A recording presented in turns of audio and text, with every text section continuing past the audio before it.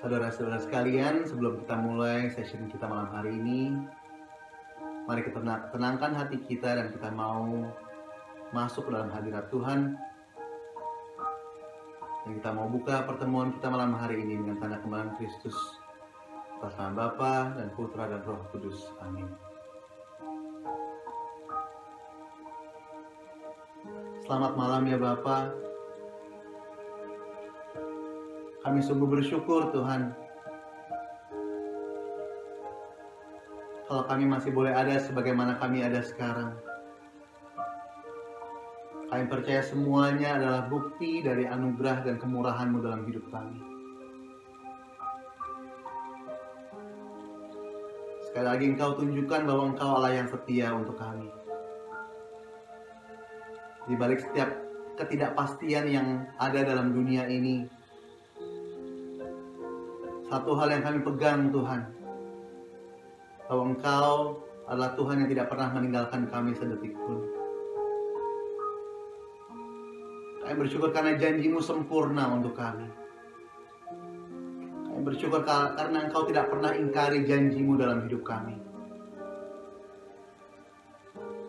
Dan malam hari ini Tuhan, kami mau memuji dan menyembah Engkau. Kami mau naikkan satu lagu ini untuk Engkau Bapa.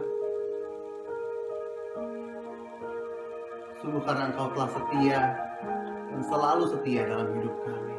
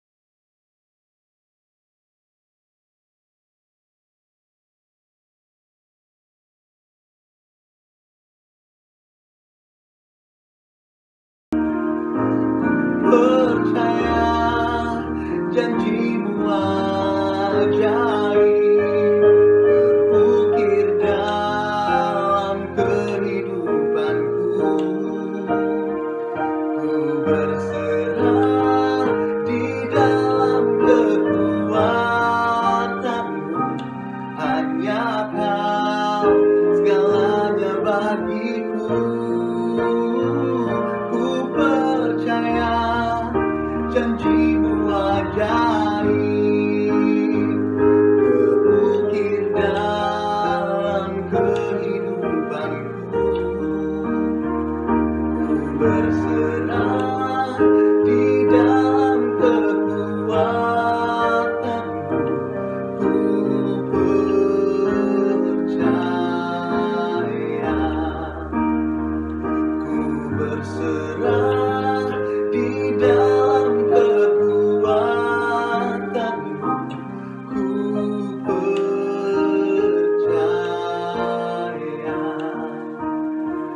ku berserah di dalam kekuatanmu.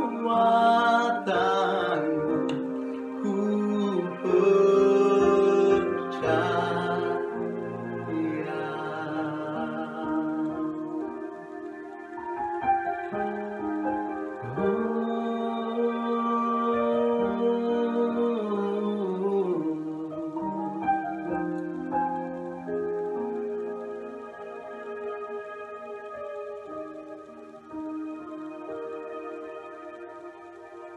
Sungguh benar Tuhan, ku berserah ke dalam kekuatan-Mu, karena hanya Engkau segalanya bagiku Tuhan. Bapa dalam surga, saat ini kami mau serahkan hidup kami ke dalam tangan-Mu, karena kami percaya tangan-Mu lah yang memegang kami, tangan-Mu lah yang menopang kami. Hanya dalam tangan-Mu kami percaya Tuhan, that everything will be okay within your hands. Terima kasih Tuhan, kami percaya Engkau hadir bersama kami malam hari ini. Dan kami mau bersatu hati untuk mendoakan hamba-Mu Romo Eko yang sudah Kau pilih Tuhan. Biar kiranya Engkau berkati dia Tuhan, Kau urapi dia dari ujung rambut sampai ujung kakinya Bapa, sehingga setiap perkataan yang keluar dari mulutnya boleh membawa berkat untuk kami yang mendengarkan, boleh memenangkan jiwa-jiwa, boleh membuat kami menjadi manusia yang lebih baik lagi, menjadi orang tua yang hidup sesuai dengan kehendak-Mu Tuhan. Terima kasih Bapa. Kami mau serahkan sisa malam hari ini hanya ke dalam tangan-Mu. Biar kiranya Kau yang beracara dari awal sampai akhir. Kami mau satukan semua doa kami dan pengharapan kami hanya dalam satu nama yang ajaib, Tuhan kami Yesus Kristus. Amin. Atas nama Bapa dan Putra dan Roh Kudus. Amin.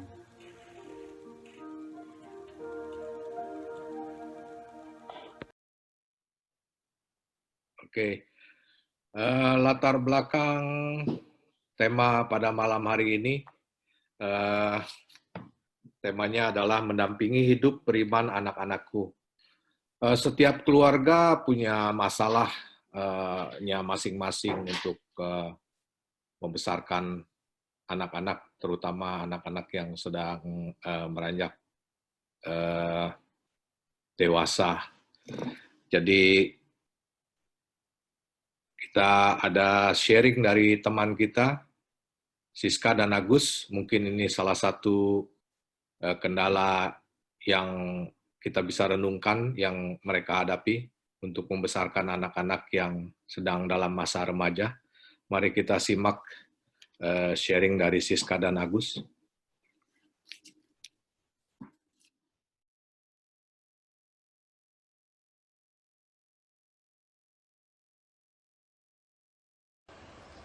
Shalom Romo dan teman-teman semua. Perkenalkan, nama saya Siska dan nama pasangan saya Agus. Kami hidup di Sydney. Kami sudah menikah selama 20 tahun. Kami berdua asal dari Jakarta. yang kami mau sharingkan adalah tentang jalannya kehidupan kami di Sydney, terutama dalam mendidik dan membimbing iman Katolik ke anak-anak kami. Sebelumnya saya mau menceritakan sedikit background. Kalau saya itu bukan, kalau kami itu bukan dari keluarga Katolik. Mami papi saya beragama Buddha. Saya bisa menjadi Katolik karena waktu kecil Mami suka main ke rumah cicinya, dan kalau kita lagi main itu pas cicinya Mami kalau lagi mau ke gereja, saya suka dibawa, suka diajak. Nah, mungkin dari situ saya tertarik dengan agama Katolik, dan kami juga bersekolah di sekolah Kristen. Jadi mungkin dari situ juga ada kayak kepercayaan dengan Tuhan, dengan Yesus gitu. Dan saya baru dibaptis secara Katolik setelah saya berumur 19 tahun. Saya juga sama, saya besar dari keluarga Buddha, tapi saya disekolahkan di sekolah Kristen. Saya tidak pernah dibaptis di agama Kristen, dan saya menjadi Katolik karena disuruh sama istri saya. Kalau nggak bisa kawin kan, Pastor Mo gitu. Ya, dan setelah kami menikah dan tinggal di Sydney, tentunya ada banyak tantangan dalam membesarkan keluarga, sama seperti kalau membesarkan keluarga di Jakarta juga, tetapi di Sydney tentunya ada tantangan lain seperti beda budaya dan beda bahasa. Sebelumnya kami mempunyai 2 orang anak. Yang satu namanya Josephine, kita biasa panggil dia Josie.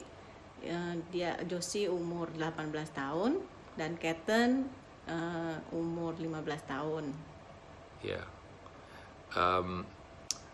karena kami tidak besar di dalam keluarga Katolik, kami tidak punya pengalaman atau punya gambaran seperti apakah itu untuk hidup sebagai anak-anak tumbuh di keluarga Katolik, dan itu mungkin menjadi suatu tantangan buat kami dalam membesarkan anak-anak di sini. Seperti saya sudah bilang, ada perbedaan bahasa dan budaya yang juga rasanya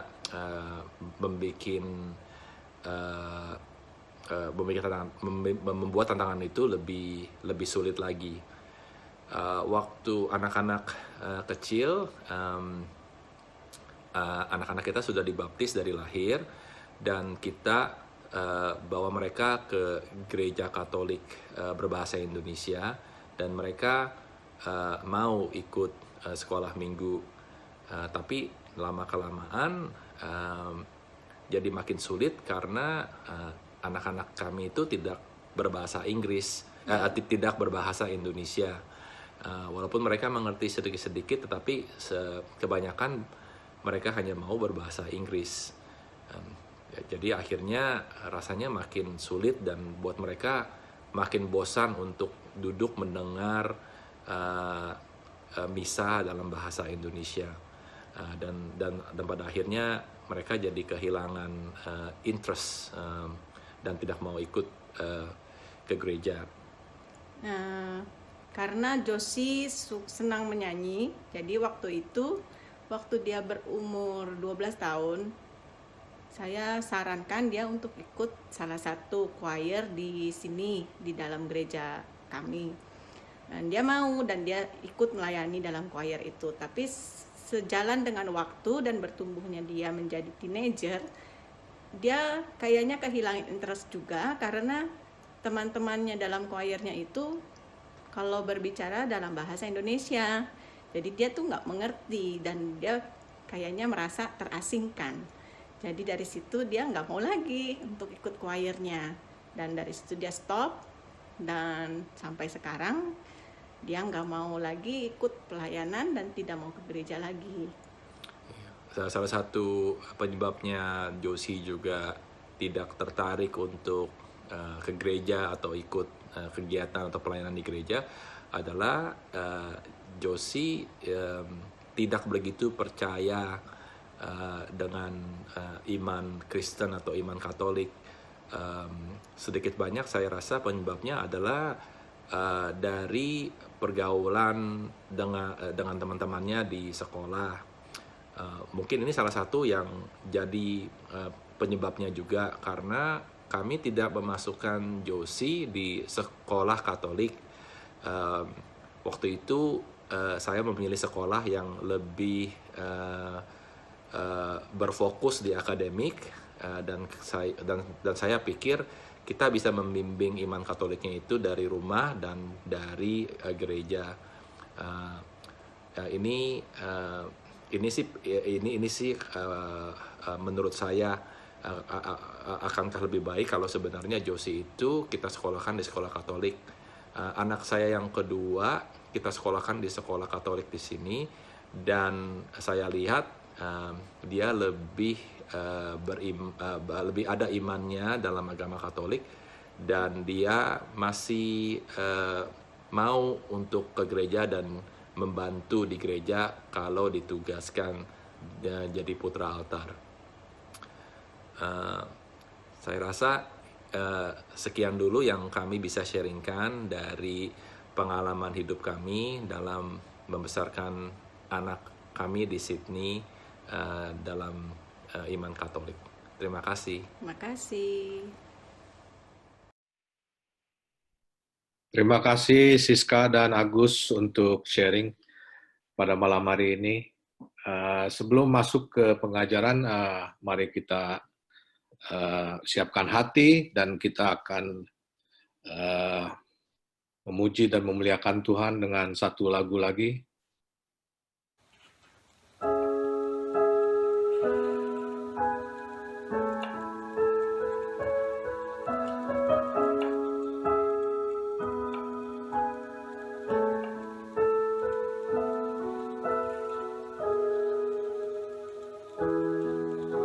Into your hand I commit again with all I am for you, Lord.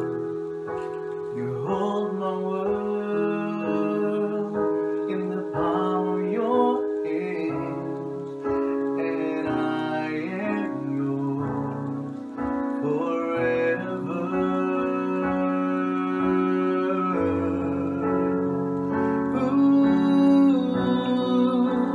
Jesus, I believe in you. Jesus, I belong to you. You're the reason that I live, the reason that I see, with all I am.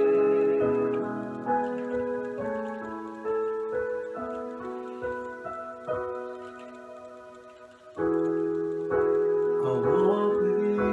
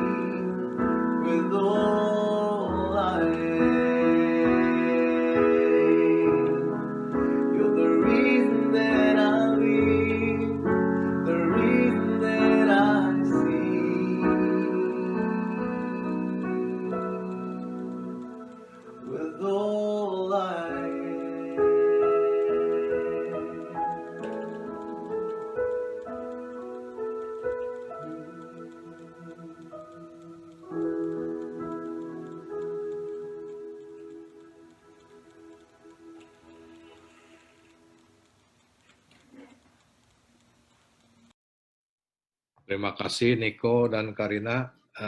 Teman-teman semuanya, mari kita siapkan hati untuk mendengarkan pengajaran dari Romo Eko Wahyu. Kami serahkan waktunya untuk Romo. Silakan Romo. Terima kasih Pak Rio. Thank you semuanya. Sama. Shalom, selamat malam untuk saudara-saudaraku yang di Sydney, Melbourne, yang persiapan untuk tidur malam. Dan selamat sore untuk yang berada di Indonesia.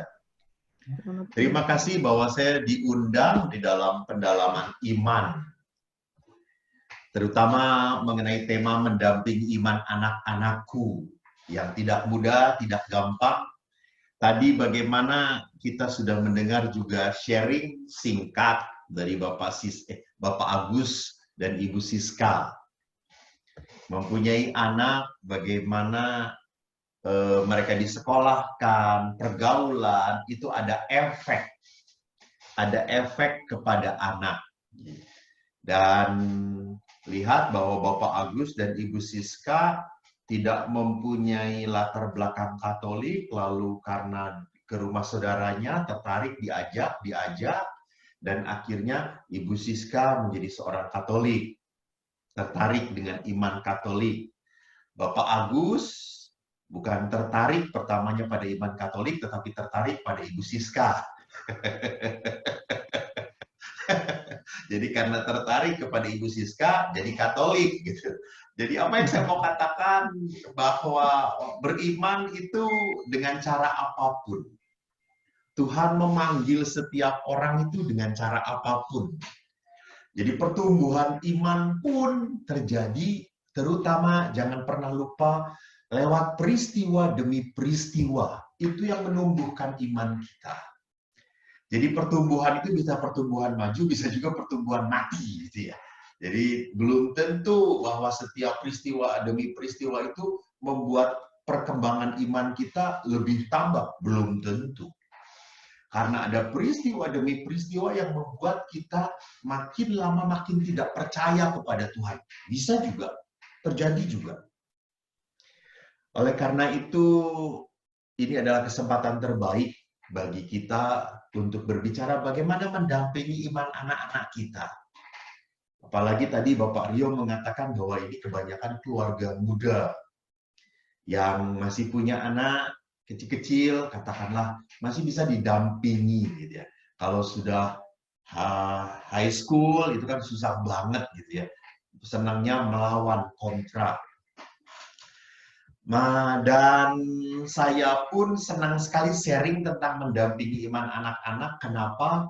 Karena saya punya latar belakang yang cukup sangat saya syukuri di dalam keluarga saya. Walaupun awalnya memang waktu saya sebagai anak kecil, saya jengkel sekali dengan ayah saya. Ayah saya itu rajinnya melebihi seorang pastor. Jadi ayah saya itu rajin setiap hari ke gereja. Rajin sekali Legio Maria. Rajin sekali pelayanan di gereja. Maka anak-anaknya itu harus juga rajin ke gereja, rajin pelayanan, aktif di gereja. Itu waktu itu membuat saya jengkel. Betul sekali.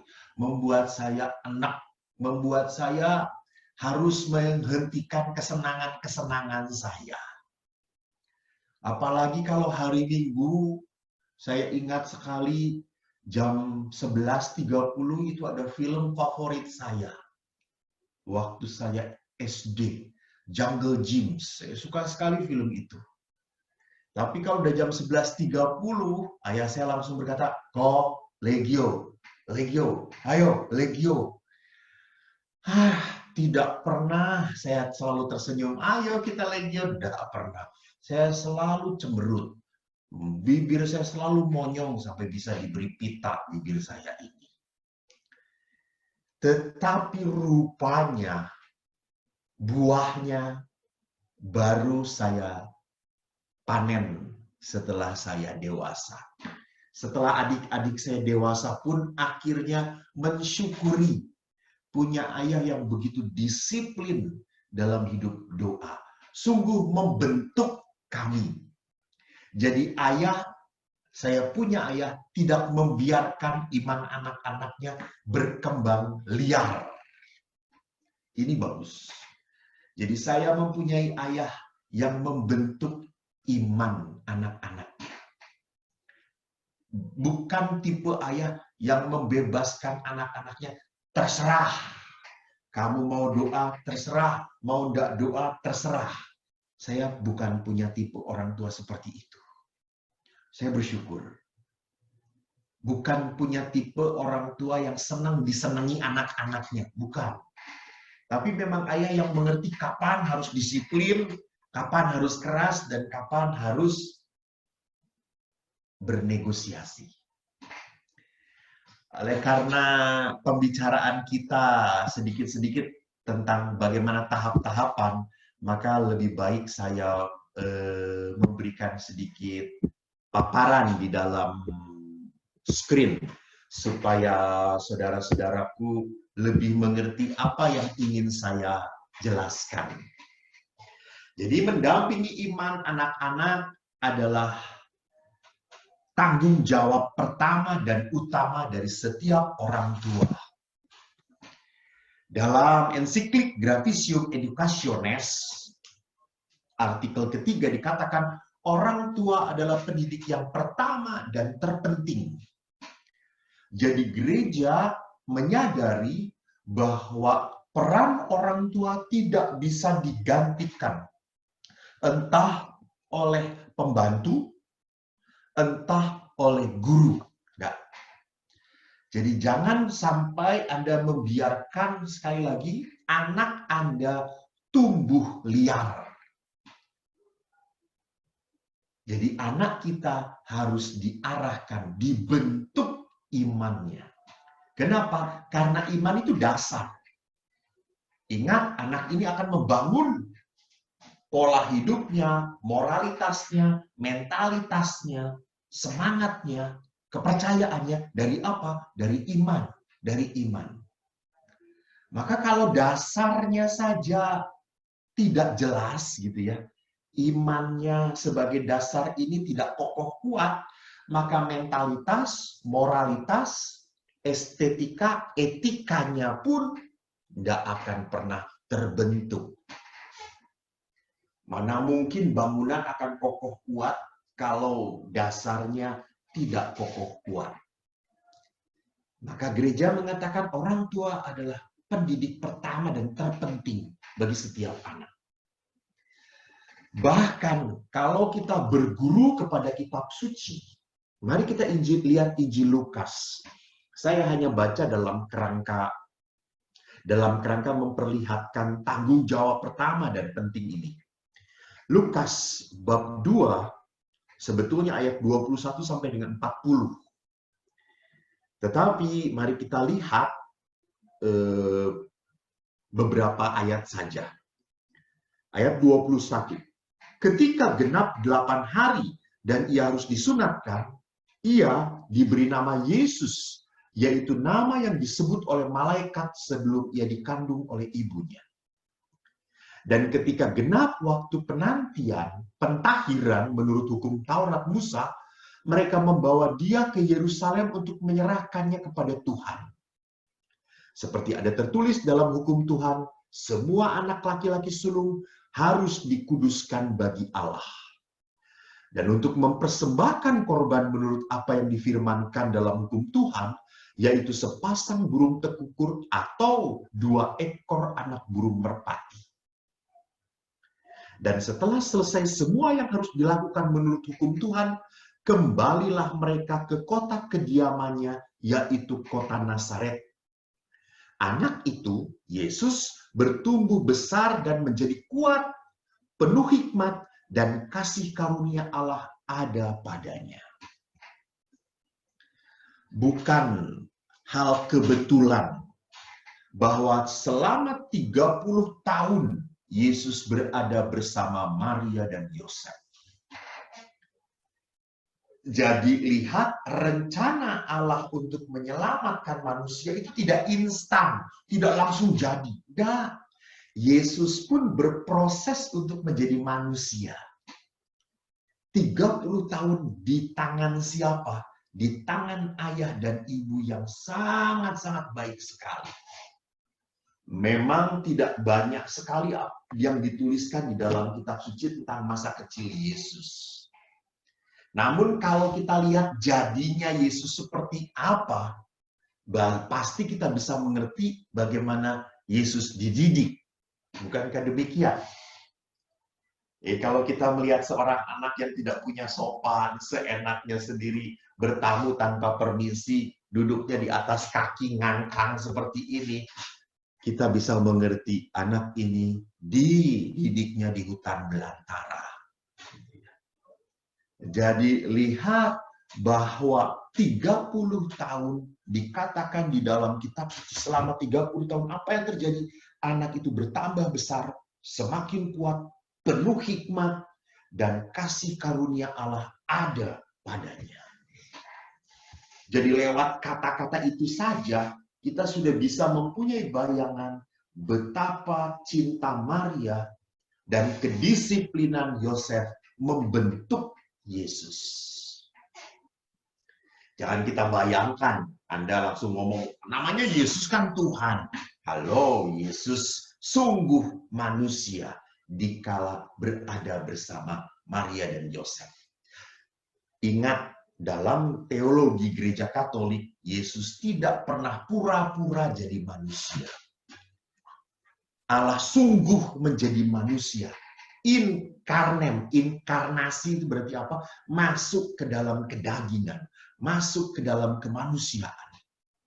Maka kita bisa melihat Yesus menangis, bagaimana Yesus tergerak hatinya, karena ia sungguh merasakan apa yang ada dalam hati setiap manusia yang dia jumpai.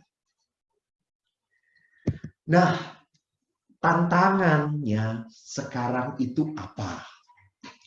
Tantangannya bahwa di dalam Familiaris Consortio yang terbaru, kasih orang tua itu merupakan elemen dasar dan sumber yang menentukan kualitas peran orang tua sebagai pendidik. Jadi kalau orang tuanya itu seperti apa dulu? Kalau orang tuanya adalah orang tua yang terlalu banyak terluka oleh orang tuanya dulu, dan dia belum mengolah, maka tanpa sadar dia akan menyakiti anaknya.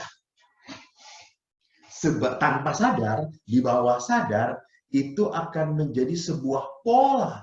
Gua dulu dididik dengan tempeleng. Gua dulu dididik dengan bego-bego. Maka sekarang tanpa sadar, gua juga akan mendidik anak saya seperti itu. Ini pola. Jadi kualitas orang tua seperti apa? Kalau kualitas orang tuanya cuek, kalau kualitas orang tuanya, gue udah ngelahirin kamu, yang penting gue udah ngebesarin kamu, gue udah ngasih uang kepada kamu, itu udah cukup, lu sekolah, gue sekolahin di tempat yang baik, Fred mau apapun silahkan, apa yang kamu butuhkan saya cukupi. Tetapi untuk waktu, kualitas waktu, perhatian, cinta, saya tidak kasih, maka hasilnya kita akan bisa tahu anak seperti apa yang akan dihasilkan. Jadi menjadi pendidik yang baik itu tergantung dari kualitas orang tuanya seperti apa. Kalau kualitas orang tuanya juga, alah udahlah ke gereja, itu perlu nggak perlu, penting nggak penting. Iman Katolik itu ya nanti lalu pentingnya nanti kalau mau kawin baru penting lah, mau mati baru penting lah. Maka nggak aneh anak-anak pun akan punya pola pikir yang sama. Maka tidak jarang orang-orang ke gereja hanya 2 kali kawin dan mati. Mati pun karena dibawa oleh saudaranya dalam peti mati. Gitu ya. Jadi karena apa? Karena merasa penting dan tidak penting hidup beriman. Kualitas orang tuanya. Dan di dalam kualitas kasih tentunya jangan pernah lupa di dalam keluarga, kasih itu hanya bisa diwujudkan dalam apa? Komunikasi. Komunikasi antara anak dan orang tua adalah hal yang sangat penting. Karena tanpa komunikasi akan sangat sulit menciptakan suasana yang penuh kasih dalam keluarga. Bayangkan kalau komunikasinya cuma ditulis lewat kertas. Pak, besok mau makan apa? Kasih, ditulis, ditaruh di kulkas. Lalu bapaknya ngomong, terserah. Lalu jawabnya, istrinya juga tulis lagi, oh ya sudah. Lalu besoknya nggak ada makanan apa-apa. Loh kok nggak ada makanan-makanan? Katanya terserah. Ya terserah tuh makan apa saja. Oh saya pikir tuh terserah tuh mau makan boleh, nggak mau makan boleh juga. Nggak lihat. Gitu. Karena apa? Karena tidak ada komunikasi. Akhirnya salah tafsir. Salah berbicara. Jadi pembicaraan komunikasi itu adalah cara kita untuk mengungkapkan hati, perhatian, sayang. Bahwa saya memikirkan kamu. Itu komunikasi. Dan memang saya jamin komunikasi akan menjadi sulit sekali kalau kita berhadapan dengan orang yang susah. Komunikasi akan menjadi susah sekali kalau kita berhadapan dengan orang yang pernah melukai saya. Komunikasi akan menjadi sulit kalau kita harus ngomong dengan orang yang menjengkelkan. Saya kalau di biara, waktu di biara dengan banyak frater, senang sekali. Kalau jengkel dengan frater ini, ya sudah gua cuekin. Saya ngobrol dengan frater ini. Dia juga nyuekin saya. Ya udah kita saling diam-diaman. Waktu frater seperti itu jalan. Sekarang setelah jadi pastor, tinggal berdua di pasturan, gua jengkel sama dia. Terus ngomong sama siapa? Ngomong sama cecek. Ya enggak lah. Jadi bagaimanapun saya harus menghadapi saudara saya, ya sudah tidak ada pilihan lain. Harus buka komunikasi. Akhirnya tanya, makanannya enak enggak? Lalu dia jawab, enggak. Oh ya sudah. Udah diam lagi kita makan. Tadi kamu kemana? Ada kematian. Oh ya sudah diam lagi. That's it. Jadi memang komunikasi itu hanya bisa lancar, hanya bisa menjadi sebuah komunikasi yang formatif, yang menarik kalau ada kasih, Tapi kalau hanya ada kekecewaan, kalau hanya ada kemarahan, kejengkelan, selalu akan muncul apa? Tembok. Dan Bapak Paus selalu berkata, jangan bangun tembok di mana-mana. Bapak Paus selalu menganjurkan kita untuk selalu membangun jembatan, bukan tembok. Jembatan. Bangun jembatan. Artinya apa? Bangun relasi. Dalam Familiaris Consortio nomor 14 dikatakan dengan kelahiran anak maka pasangan suami istri dipanggil untuk menjadi orang tua bagi anaknya dan untuk menjadi tanda yang kelihatan akan kasih Allah bagi anak-anak mereka. Jadi anak itu mengenal kasih Allah yang melalui perhatian cinta orang tuanya. Itu yang pertama. Saya masih teringat sekali kalau takut saya selalu teriaknya pada siapa? Ibu. Nah kepada bapak. Kalau kepada bapak, ditempelin saya. Karena saya anak pertama. Anak pertama nggak boleh cengeng. Anak pertama harus menjadi contoh yang bagus. Anak pertama tidak boleh takut. Anak pertama harus berani. Saya anak pertama. Jadi kalau saya takut itu panggil bu. Temenin bu. Saya masih ingat waktu jam 2 pagi, saya mau kencing. Itu saya panggil, bu. Ya, ibu tuh membangun toh ibu. Bu, aku mau kencing. Ya sudah, ayo jalan. Aku takut bu. Iya, ibu bangun. Lalu ibu saya bangun. Saya kencing sambil ngeliatin ibu. Bukan ngeliatin burung, tapi ngeliatin saking takutnya gitu ya. Jadi, kehadiran ibu itu kekuatan bagi saya. Kehadiran ibu membuat saya makin sadar bahwa Allah itu selalu memandang saya. Bahwa Allah itu selalu perhatian pada saya. Jadi ini. Jadi kita pertama-tama memperlihatkan kepada anak-anak bukan semata-mata doa, tetapi kenyataan Allah adalah kasih itu seperti apa. Bukan ajaran. Dalam FC 17 dikatakan keluarga adalah persekutuan kasih dan persekutuan kehidupan yang tugasnya adalah menjaga, menyatakan, dan menyampaikan kasih. Maka gambaran kasih Allah kepada manusia dan kasih Kristus kepada gerejanya menjadi jelas. Jadi dilihat gereja begitu menekankan, maka keluarga seringkali disebut sebagai gereja mini, persekutuan Allah yang kecil. Karena di dalam keluarga, kasih itu membuat saling menjaga, menyatakan, dan menyampaikan kehadiran Allah satu sama lain. Begitu indah pada saat saya melihat kakek dan nenek saya. Di usia ke-90 tahun beliau, waktu tinggal di lereng Gunung Merapi. Kebetulan kakek nenek saya di pihak ibu itu berasal dari Muntilan. Ada di lereng Merapi. Saya waktu di seminari itu kalau libur pulangnya ke rumah kakek. Kakek dan nenek itu tinggal berdua. Jadi kalau sudah sore sekitar jam 5:30, mereka hanya menyalakan satu lampu sentir saja. Lalu mereka duduk berdua. Kakek hobinya adalah apa? Merokok, cerutu, lalu minum teh panas, legi, kental. Dalam bahasa Jawa, nas, gitel. Panas, legi, kental. Nenek di samping hobinya apa? Nyusur. Nyusur itu apa ya? Itu tuh yang sirih, itu makan sirih, lalu dengan bakso yang besar, diem. Lalu mereka sore itu saling melihat berdua, nggak banyak ngomong, cuma saling memandang, sudah diem, diem lagi, sibuk masing-masing, tetapi kehadiran mereka seperti mengungkapkan kasih.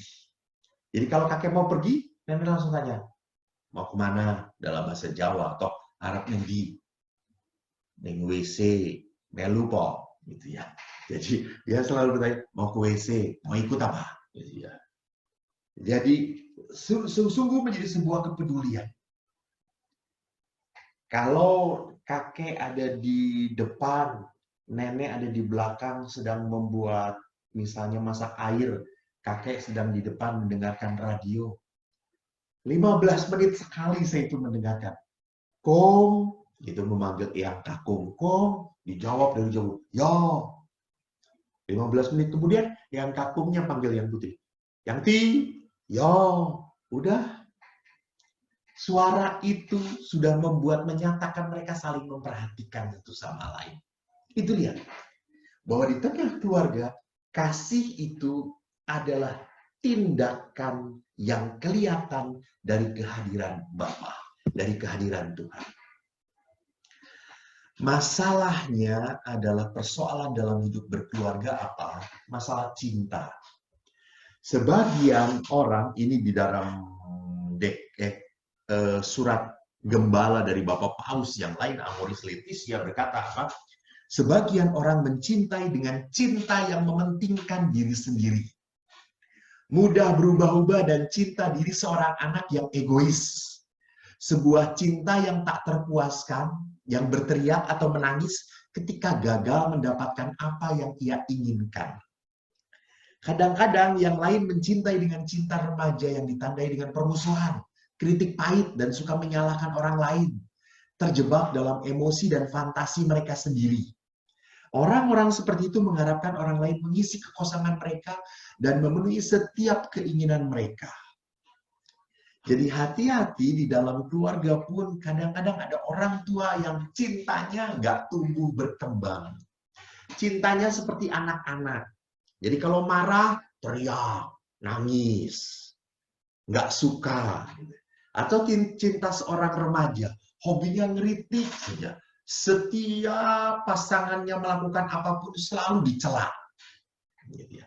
Mau ke undangan, lihat istrinya pakai lipstiknya merah terlalu tebal, langsung, wah udah bibir besar, pakai lipstik kayak gitu, makin besar, doer, nggak seksi tahu, itu lihat. Lalu saking istrinya jengkel, di atas merah, di bawah langsung pakai lipstiknya berbeda warnanya.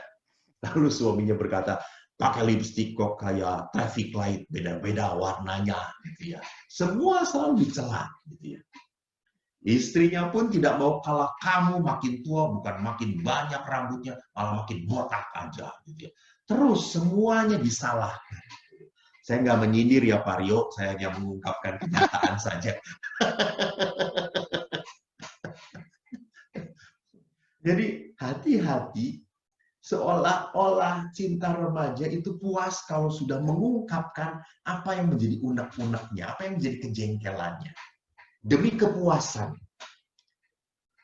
Jadi kritik itu bukan demi sebuah kebaikan, tetapi kritik itu demi kepuasan dan seringkali demi menyakitkan pasangannya. Kita mengerti masalah ekonomi sekarang di zaman digital. Orang harus bekerja keras, betul. Suami istri bekerja, betul. Sehingga apa yang terjadi, kesempatan untuk bersama di tengah keluarga menjadi semakin terbatas. Kesempatan untuk bertemu. Saya supaya tidak bosan melihat wajah saya. Beda dengan zaman dahulu waktu saya kecil. Waktu saya kecil, itu ayah saya bekerja, ibu saya bekerja. Ayah saya tentara, angkatan udara. Ibu saya perawat di rumah sakit. Ibu bekerja dari pagi sampai siang, atau kadang-kadang sore sampai malam. Atau bisa juga malam sampai pagi, tergantung shift-nya. Ayah seringnya pagi sampai dengan sore. Hanya yang menarik adalah apa? Walaupun ayah ibu bekerja, tetapi kami selalu punya waktu untuk bersama-sama kumpul, ngobrol. Saya teringat keluarga kami itu baru punya televisi sewaktu saya SMP. SMP, ayah baru bisa beli televisi. Saking miskinnya, gitu ya. Jadi baru beli televisi itu pun hitam putih, masih hitam putih. Jadi karena waktu itu tidak ada televisi, maka apa yang terjadi? Kita duduk ngobrol. Dan ibu selalu pada saat sore ngobrol itu membuat kacang rebus, ubi rebus, kumpul ngobrol, cerita. Adik saya cerita, adik saya padahal ceritanya selalu sama-sama saja. Hal yang sama. Tetapi ayah selalu tertawa, bersukacita. Dan apa yang terjadi di situ, rupanya karena cerita, karena berbicara, itu membentuk kami menjadi 4 orang anak yang rasanya saya yakin 3 adik saya pun adalah orang-orang yang pintar sekali bicara. Kami pintar mengekspresikan. Karena itu, sejak kecil diberi waktu. Ayah nggak pernah sibuk sendiri, ibu nggak pernah sibuk sendiri. Semua mendengarkan. Apalagi zaman dahulu kan belum ada handphone gitu ya. Jadi kami sungguh punya waktu untuk kebersamaan. Dan makan bersama pun malam hari selalu terjadi. Itu yang saya ingat. Dan ayah itu selalu mendidik kami, kamu doa, kamu doa, kamu doa. Belajar. Disuruh setiap anak untuk memimpin doa. Disitulah cara ayah untuk mendidik kami. Bagaimana akhirnya rupanya semacam ini membuat kami terbentuk di dalam Di dalam kebersamaan. Nah sekarang beberapa persoalan, saya tidak akan ini. Bagaimana tantangan di era digital ini? Mungkin kita tahu bahwa ada generasi anak-anak generasi Y, generasi Z, generasi Alpha. Karena generasi alfa ini adalah generasi yang belum saya banyak hadapi, karena itu generasi anak yang setelah lahir di 2010. Yang sekarang banyak dihadapi kan 2020, berarti anak yang berusia 10 tahun. Jadi kita sedang menghadapi anak-anak generasi Z. Anak-anak generasi Z itu adalah anak-anak yang berciri khas apa? Pertama, generasi ini banyak berkomunikasi dalam dunia maya. Lihat anak-anak kecil sudah mahir sekali memainkan yang namanya handphone. Ngerti? Anak dibuat diam dengan memakai handphone. Anak langsung bisa ketawa-ketawa sendiri dengan handphone. Anak lebih bersuka cita berhadapan dengan handphone daripada dengan ibunya. Ini adalah menjadi pusat perhatian anak-anak generasi Z. Generasi Z adalah generasi yang mahir dan tergila-gila dengan teknologi. Kenapa? Karena teknologi aksesnya cepat, mudah. Anak tinggal pencet-pencet, tulis, muncul semuanya. Maka anak-anak generasi Z senangnya berekspresi bebas melalui apa? Medsos. Anda mungkin akan kaget kalau membuka status Facebook anak Anda. Status anak Anda bisa seenaknya ngomong. Mama gue nyebelin banget. Kepo. Mama itu selalu cerewet di rumah. Ditanggepin sama teman-temannya. Mama gue juga sama, tahu nggak? Kayak gini, kayak gini. Jadi mereka itu dalam tanda petik tanpa sadar senang sekali membongkar keluarga, membongkar aib keluarga sebagai status mereka gitu. Cuma tidak aneh, kadang-kadang ada aku kurang diperhatikan. Aku punya keluarga tapi kesepian. Itu ya ekspresi mereka, pemberontakan mereka. Bahkan seringkali generasi ini adalah generasi yang tidak butuh diajari oleh orang tuanya. Kenapa? Karena apapun tersedia di bawah Google. Mereka tinggal klik saja, sudah langsung bisa dijelaskan apa yang nggak mau tahu.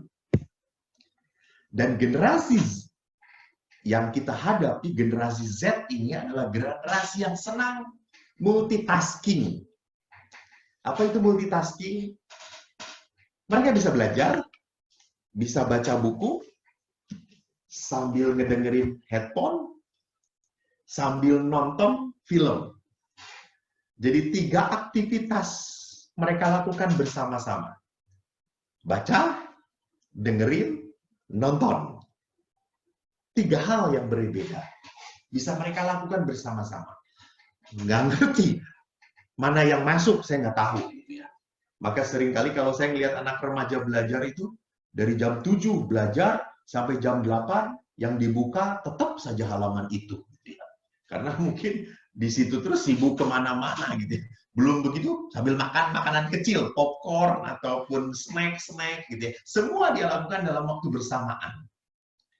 Maka tidak aneh anak-anak generasi Z adalah anak-anak yang sulit sekali fokus. Sulit fokus. Mereka nggak akan tahan. Suruh diam di gereja, 30-45 menit, apalagi 1 jam. Gitu ya. Malas. Maka tadi dikatakan hal yang tidak gampang dengan keluarga tadi untuk mendidik anak-anaknya setia ke gereja. Generasi Z cenderung kurang berkomunikasi secara verbal.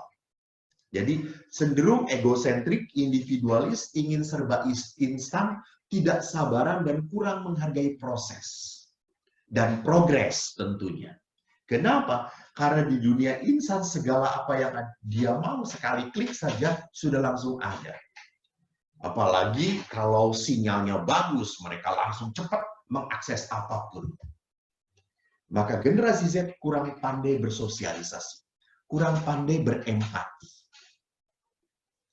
Mereka kalau menulis sesuatu, bahwa itu sesuatu yang tidak nyaman, mereka nggak merasa, itu biasa-biasa aja, kenapa tersinggung? Mereka melihat sesuatu yang, hal yang wajar-wajar saja kalau ngomong nggak enak itu. tanpa bisa merasakan perasaan orang lain. Sulit sekali untuk berempati. Sulit sekali untuk berbela rasa, bertenggang rasa. Kenapa? Karena sosialisasinya kurang. Karena anak terlalu fokus kepada dirinya dan gadget yang dia hadapi. Nah, sekarang mari kita lihat apa pedoman pastoral pendidikan. Bahwa tujuan pendidikan pertama-tama adalah membentuk anak menjadi manusia dewasa. Supaya bisa menyumbang nilai-nilai yang baik. Maka supaya anak menjadi dewasa, kita lihat aspek pendidikan itu, maaf, bukan hanya intelektual. Lihat, intelektual itu hanya merupakan satu poin dari 6 poin lain. Maka tadi, menarik sekali kalau saya kembali kepada sharing yang diberikan oleh Bapak Agus tadi. Bapak Agus mengatakan, saya mau masukkan anak saya ke sekolah non-Katolik karena sekolah itu lebih bermutu. Misalnya, intelektualitasnya lebih baik. Oke, you get it and you lose the other. Jadi, engkau mungkin bisa mendidik anak Anda lebih pintar, betul. Tapi religiositasnya apakah terperhatikan atau tidak? Jadi, jangan pernah lupa kita pun harus mendidik anak supaya bermoral. Artinya apa bermoral? Anak itu tetap punya rasa takut pada Allah. Anak itu saya tetap akan berbuat benar, walaupun tidak ada yang melihat. Ada orang atau tidak ada orang, saya akan memegang kebenaran. Itu moralitas. Kalau mentalitas itu artinya apa? Anak-anak itu adalah menjadi anak-anak yang tangguh. Tidak sedikit-sedikit give up. Tidak sedikit-sedikit quit. Lari. Jadi mentalitas itu berarti apa? Anak itu dididik untuk berani terus maju. Saya berkali-kali cerita pengalaman kecil saya. Saya kan sudah bicara di beberapa pertemuan. Saya dianugerahi oleh Tuhan kemampuan otak yang kecil sekali, alias bodoh. Apalagi dalam hal hitung-hitungan, matematika. Saya menyerah dalam hitungan. Menyerah saya dalam hal matematika. Matematika saya itu selalu nilainya konsisten. 3, 4, 3, 4. Kalau beruntung 5. Kalau hoki banget 6. Jadi kalau saya pulang dengan angka 6 itu, waduh, saya langsung teriak-teriak. Ibu, ayah, nilai 6. Ayah itu, ya ampun, 6 aja senangnya kayak setan. Adik saya datang itu 10, 9, 10, 9. Kata saya, 6, hebat 6, kata saya. Saya udah puas dengan angka 6. Walaupun kebanyakan ulangan selalu nilainya merah. Teman-teman, saudara-saudaraku, walaupun ulangan harian saya 4, 5, 3, 4, 5, tapi di rapot saya selalu dapat matematika 6. Nggak pernah merah. Apa rahasianya? Rahasianya adalah kalau saya sedang pelajaran matematika, saya lihat gurunya. Zaman dulu kan kalau menjelaskan pakai kapur, atau guru itu menjelaskannya pakai papan tulis, blackboard itu pakai kapur. Kalau kapurnya habis, saya lalu angkat tangan. Pak, kapurnya habis. Kok ambil ya? Ya, saya ambil. Kamu ambil ya, kok ya, ke ruang guru. Ya Pak, saya ambil ke ruang guru. Saya senang. Karena kalau duduk di situ pun guru menjelaskan, saya nggak ngerti apa-apa. Saya lebih baik pergi. Saya ambil kapur. Nih Pak, oh bagus kok, baik. Lalu kalau zaman dulu kan, guru itu selalu bawa buku buku tugas anak-anak. Toh kalau bawa buku tugas kan banyak sekali. Pada saat guru mau pergi, langsung, Pak, Eko bawakan ya? Oh ya, bawakan kok. Bawakan, saya selalu bawakan. Kalau guru itu kelihatan sedang repot, saya bantuin. Tega guru itu ngasih ke gue angka merah di rapot? Nggak mungkin.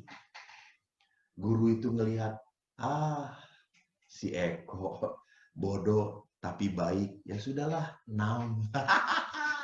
Mentalitas gue, mentalitas, intelektualitas boleh jongkok, intelektualitas boleh didengkul, tapi mentalitas saya di kepala. Jadi ini aspek lain, ini aspek anak yang tidak mau kalah. Kultural, you right, Anda sekarang tinggal tidak di Indonesia lagi. Tetapi apakah kultur-kultur orang Asia yang begitu indah, gotong royong, kepedulian, saling menyayangi, masih ditanamkan kepada anak-anak kita, menghormati, menyapa duluan. Kultural ini masih dibentuk atau tidak di dalam diri anak-anak kita. Walaupun betul bahwa anak-anak ini kelak akan tumbuh di negara yang berbeda. That's right. Jadi kultural itu bukan masalah bahasa. Kalau anak ini tidak akan pernah memakai bahasa Indonesianya karena dia sudah tinggal di Australia, ya sudah nggak perlu pakai bahasanya. Tetapi kulturnya masih, nilai-nilai kultural kita yang baik masih ditanamkan pada mereka. Religiositas. Bahwa religiositas itu apa artinya? Beda dengan agama. Jadi religiositas itu adalah kedalaman. Religiositas itu adalah penghayatan hubungan dengan Allah. Jadi religiositas itu bukan perkara bahwa dia hafal Bapak kami, hafal Salam Maria. Dia bisa aku percaya, dia sudah pinter. Kadang-kadang ada orang tua yang bangga dengan anak-anaknya. Romo, dia baru kelas 4, sudah pinter mimpin rosario. It's okay, oke saja. Keagamaannya oke. Tetapi religiositas bukan seperti itu. Religiositas adalah seperti yang ditunjukkan oleh Yesus. Hatinya tergerak oleh belas kasihan. Religiositas adalah seperti apa? Orang bisa menangkap kehadiran Tuhan. Ada sebuah pengalaman pada saat saya mengajak satu keluarga pergi ke Bromo. Kami naik mobil. 2 mobil, kebetulan karena saya senang setir. Itu keluarga orang-orang dewasa naik 1 mobil. Saya setir dan bawa anak-anak. Saya ingat waktu itu sore hari kami ke Bromo lewat Jati Jajar, Malang. Pada saat saya sore hari, mobil yang depan sudah cepat sekali. Saya pelan. Karena kita saya melihat ini melewati hutan jati. Dan saya sejak awal melihat anak-anak di belakang sudah tertidur. Jadi saya tinggal sendirian. Saya setel musik pelan-pelan. Di saat melewati satu tempat hutan jati, saya melihat tiba-tiba sinar matahari itu temaram. Indah sekali. Bagus. Lalu tiba-tiba ada kabut. Dan saya berhenti sejenak. Saya turun dari mobil, saya pinggirkan, saya keluar. Saya diam. Saya kagum dengan keindahan alam. Waktu saya lihat ke belakang, saya baru sadar anak-anak pun sedang terpukau melihat. Dan tiba-tiba ada satu anak berkata, wow, Tuhan itu hebat ya pastor. Menciptakan semua yang indah ini. Ini religiositas. Anak bisa bertemu dengan Tuhan di dalam kehadiran alam semesta. Di dalam kebaikan, di dalam keindahan. Itulah religiositas. Fisik, betul. Jadi kalau Anda punya anak laki-laki, tolonglah suruh olahraga. Kalau perlu bela diri, saya juga kadang-kadang nyuruh anak-anak perempuan, lu ikut bela diri lu. Nanti kalau seenaknya dipegang sama laki-laki, kampleng, hajar, kalau perlu bunuh. Gitu ya. Jadi supaya bisa mempertahankan diri. Gitu ya. Jangan sampai dia diperalat oleh orang lain. Jadi ini membentuk aspek-aspek dalam pendidikan. Jadi sekali lagi, intelektualitas itu hanya satu poin saja.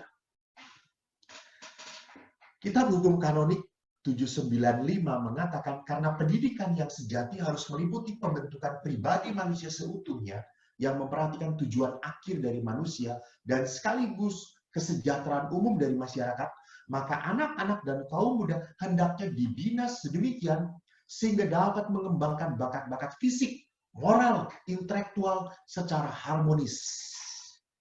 Jadi semua poin-poin itu dibentuk supaya anak ini bisa bertanggung jawab dengan dirinya. Bisa bertanggung jawab dengan hidupnya. Jadi jangan sampai sedikit-sedikit orang tua yang ambil alih. Anak akan jadi seenaknya. Jadi kalau anak gagal, biarkan mereka bertanggung jawab atas pilihan hidupnya. Biarkan. Jangan langsung orang tua membackup. Akan jadi apa nantinya? Saya sangat sedih sekali. Ya memang itu haknya mereka ya, hak orang tua yang duitnya banyak banget gitu ya.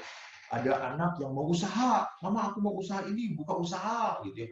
Setelah buka usaha ini, beli alat itu, memperbaiki warung, tokonya besar.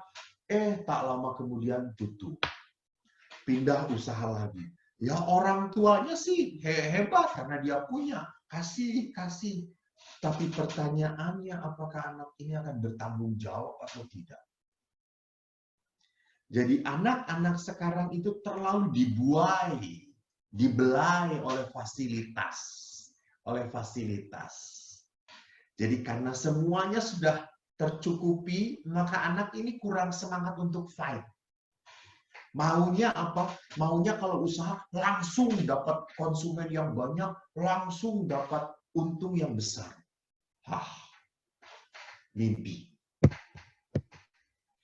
Nah, keprihatinan gereja adalah yang sering kita mengerti. Pendidikan selalu terarah kepada intelektualitas. Tadi yang dikatakan oleh Pak Agus juga sama. Sampai akhirnya kepekaan, solidaritas, nilai-nilai kemanusiaan kurang ditunjukkan, ditonjolkan dalam pendidikan. Maka sekarang bagaimana pendidikan menjadi pendidikan yang humaniora, yang humanis, supaya anak menjadi matang secara fisik, moral, emosional, dan spiritual. Pertama, sebagai tawaran, adalah anak sejak kecil harus dihargai, dihormati. Artinya apa dihargai? Bahwa setiap anak melakukan sesuatu hal yang baik harus dipuji. Karena apa? Pujian dari orang tua itu membuat self-esteem anak berkembang. Jadi kalau anak tidak percaya diri, kenapa?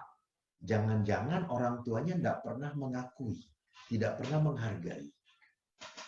Jadi anak sampai minder, sampai nggak punya rasa percaya diri, karena mungkin orang tuanya tidak pernah mengakui keberhasilan kecil dari anak-anaknya. Keberhasilan kecil seperti apapun patut untuk dihargai, untuk diakui. Perhatikan anak-anak. Saya kebetulan kemarin baru pulang dari Jogja. Lalu saya tinggal di hotel, tentrem.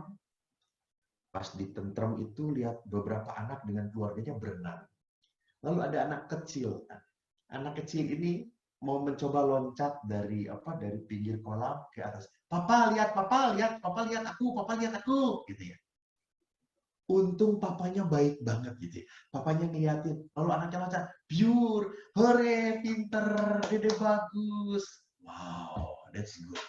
That's good father. Mengakui, di situ akan menumbuhkan self-esteem pada anak. Karena merasa dihargai. Saya ingat sekali, makin terpuruk saya sejak kecil ingin dihargai oleh ayah saya. Jadi rupanya karena saking kurangnya penghargaan ayah kepada saya, Setelah besar pun saya tidak punya rasa sayang dan dekat dengan ayah saya gitu ya.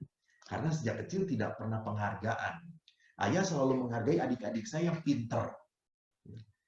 Saya itu pinter hal yang lain gitu, tetapi tidak pernah diakui.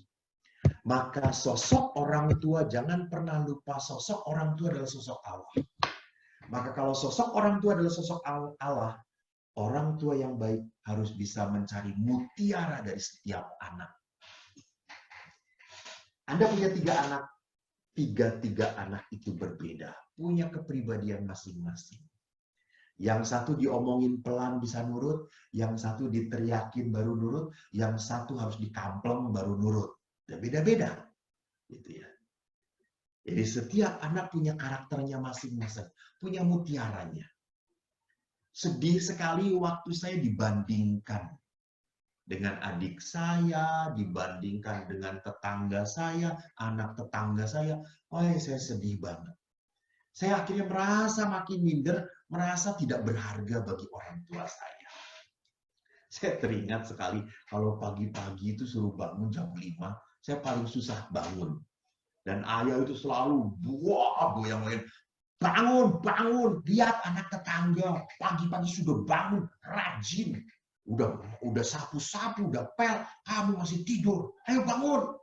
Wah, tiap pagi itu refren bangun saya. Lihat anak tetangga, hebat, pinter, rajin. Kamu udah bodoh, malas. Akhirnya setelah saya jadi pastor, anak tetangga yang dibanggakan ayah itu sudah nikah. Dan kerjaannya adalah apa? Cuma main gitar di gang dengan teman-temannya. Lalu saya pulang, pakai kolar seperti ini. Ayah, lihat anak tetangga, tuh gara-gara bangun pagi. Jadi kerjaannya sekarang cuma main band doang di situ. Nih, bangun siang, jadi pastor. Jadi saudara-saudaraku, Anda membandingkan anak Anda, itu berarti apa? Anda menyakiti hati mereka. Saya kok panjang banget ya, ini terakhirlah, capek saya ngomong terus. Jadi nanti tinggal ke Pariol. Yang terakhir adalah apa? Kemampuan anak untuk bertanggung jawab atas hal sehari-hari. Jadi anak jangan dibiarkan. Jadi anak harus punya tanggung jawab seperti apa hal kecil. Bereskan kamar kamu, bereskan spray, bereskan selimut.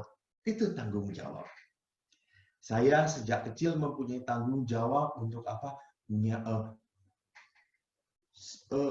semir sepatu ayah. Ayah kan tentara, sepatu harus licin terus. Sepeda, ayah naik sepeda, sepedanya harus bersih. Saya bagian yang membersihkan semuanya. Tiap pagi saya pompa untuk air. Tiap pagi itu tanggung jawab. Dan itu membentuk apa? Membentuk disiplin. Jadi tanggung jawab ini membentuk disiplin. Jadi anak itu terpola menjadi pola yang baik karena latihan bertanggung jawab. Jadi tanggung jawab ini adalah sebuah bentuk supaya anak terpola hidupnya. Maka saya pun terbentuk, syukur kepada Allah, terbentuk rutinitas doa saya karena saya sejak kelas 3 SD masuk Legio Maria. Di dalam Legio Maria, saya harus berdoa setiap hari doa Tesera, Katena itu. Siapakah putri itu yang datang sebagai fajar menyingsing? Kemerah-merahan, indah penaka bulan, dahsyat seperti laksana, bala tentara yang siap sedia bertempur. Saya hafal. Setiap hari lakukan seperti itu. Dan ini membentuk saya untuk konsisten dalam hidup doa. Jadi tanggung jawab ini adalah sesuatu hal yang baik sekali untuk anak kita. Walaupun sekali lagi pasti anak selalu nego, pasti anak selalu ingin melarikan diri. Pasti anak selalu, udahlah mama aja lah, mama kan mama baik, ayo mama yang lakuin. Selalu akan seperti itu, membiarkan. Akhirnya saudaraku, Bapak Paus berkata apa? Ini terakhir. Bapak Paus, Yohanes Paulus kedua mengatakan, ajarkan anak tentang nilai dasar kehidupan manusia. Yaitu apa? Menghargai setiap orang bukan karena apa yang dimilikinya, tetapi karena pribadinya. Jadi tolong ya, maaf Bapak Ibu, tolong jangan banyak cerita kepada anak-anak tentang orang lain yang kaya. Wah, Bapak itu kaya banget loh. Mobilnya tambah lagi. Kemarin Lamborghini. Lalu dia sekarang beli Porsche. Beli kuda jingkrak itu Ferrari. Besok mungkin dia akan beli pesawat pribadi. Kaya. Apa? Anda sudah membangun image kepada anak Anda bahwa menghargai orang itu karena orang itu punya apa? Salah. Ceritakanlah, diskusilah dengan anak Anda orang-orang yang berhasil berkorban, mencintai. Bukan berhasil mengumpulkan. I think that's not the beautiful life. The beautiful life not coming from I have. No. The beauty of life coming from sharing.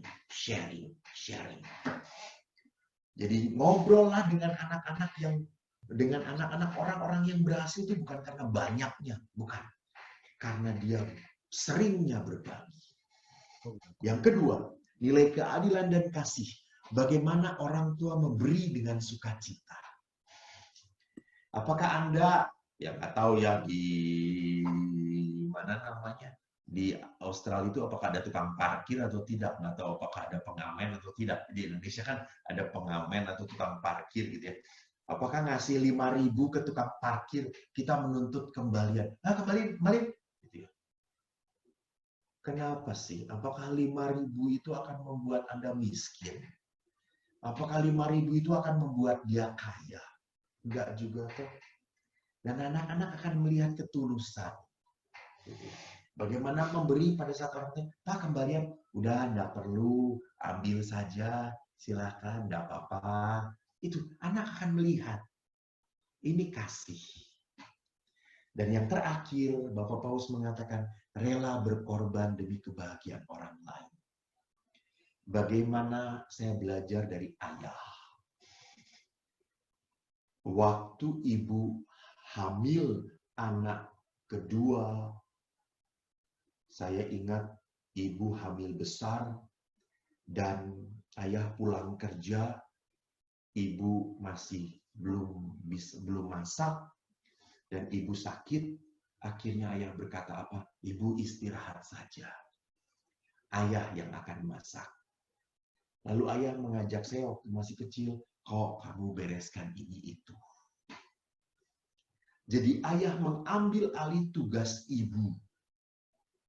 Ini yang membuat saya melihat bahwa ini menjadi seorang ayah.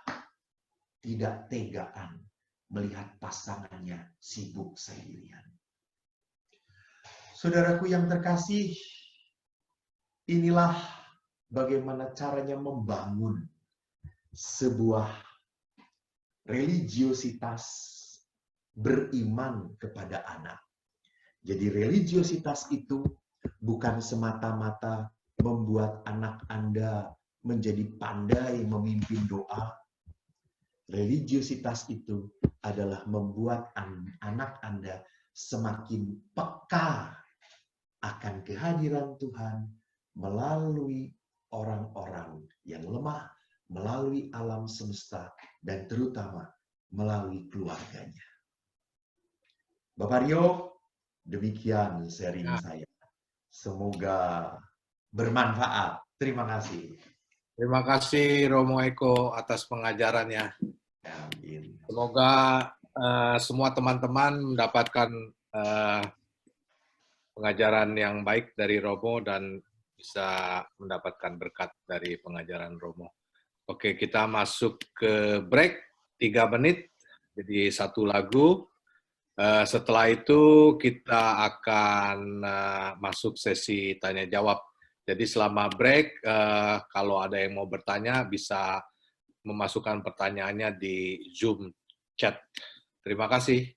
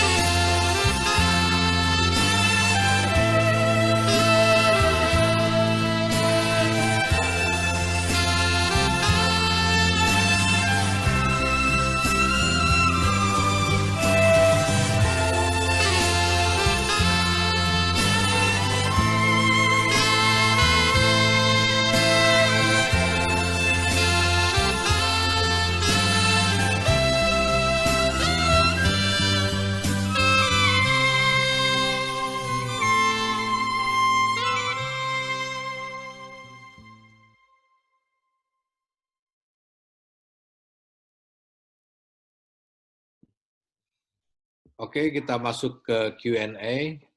Pertanyaan pertama yang sudah masuk.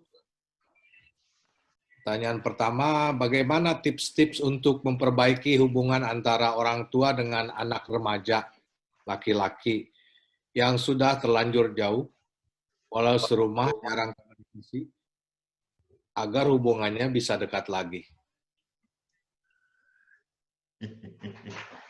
Baik. Kebetulan saya waktu di rumah retret, saya belajar hipnoterapi. Jadi dalam hipnoterapi, terapisnya berkata bahwa dalam ilmu pendidikan, seringkali salah menempatkan. Orang tua seringkali banyak leading kepada anak. Leading. Leading itu apa? Nyuruh ini, nyuruh itu, nyuruh ini. Padahal dalam ilmu pendidikan, pacing yang nomor 1. Pacing itu 95%, leading itu hanya 5%. Pacing itu apa? Pace. Pace itu pace itu apa sih? Dalam selangkah. Seirama dengan anak-anak. Memahami irama anak-anak. Jadi memahami anak Anda. Jadi pertama, tolong apa yang dipahami? Ibu atau bapak, Anda harus tahu anak Anda hobinya apa, kesibukannya apa, latar belakangnya apa. turunkan ego Anda. Jadi kalau Anda tahu hobinya apa, latar belakangnya apa, kesibukannya apa, Anda selaraskan dengan hobi mereka. Tanya. Jadi jangan pernah berpikir, dia anak, dia harus duluan nanya pada saya. No, no, no, no, no, no. Nggak mungkin. Zaman dulu iya. Jadi zaman dulu kan anak datang, apa, selamat siang Pak, anak. Sekarang itu kadang-kadang anak datang, udah ngomong banyak. Selamat siang anakku yang kusayang. Ya memang harus seperti itu seringkali, gitu ya. Jadi di dalam patching gitu, kita harus mengerti anak kita. Karena dengan mengerti anak, ini adalah lobang untuk komunikasi dengan anak kita. Dan setelah mengerti, yang kedua, datangi anak. Kalau anak mau diberi bahasa tubuh, misalnya didekatin, ditepuk bahunya, dipeluk, lakukan itu, bahasa tubuh ini. Sebagai apa? Membangun pacing itu, membangun seirama. Jadi kalau ada anak yang semacam itu, orang tua harus rendah hati dahulu. Harus rendah hati. Anda tidak bisa langsung ngeliding anak Anda, nyuruh ini, nyuruh itu. Enggak. Bangun komunikasi. Siapa yang harus duluan? Ya orang tuanya duluan. Jangan harap anak-anak duluan.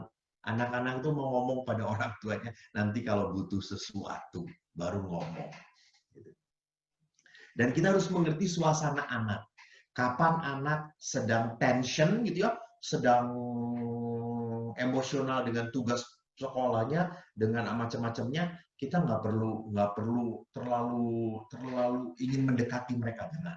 Tapi pada saat anak sedang rileks, sedang main, sedang apa, deketin, ajak ngobrol, permainan mereka. Ingin tahu, orang tua harus ingin tahu apa yang sedang dilakukan oleh anaknya. Jadi ini membangun komunikasi.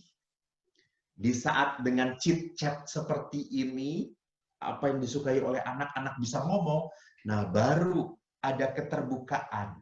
Lama-lama anak ini membukanya makin besar. Jadi buat lubang sedikit dulu supaya anak mau dimasukin oleh orang tuanya.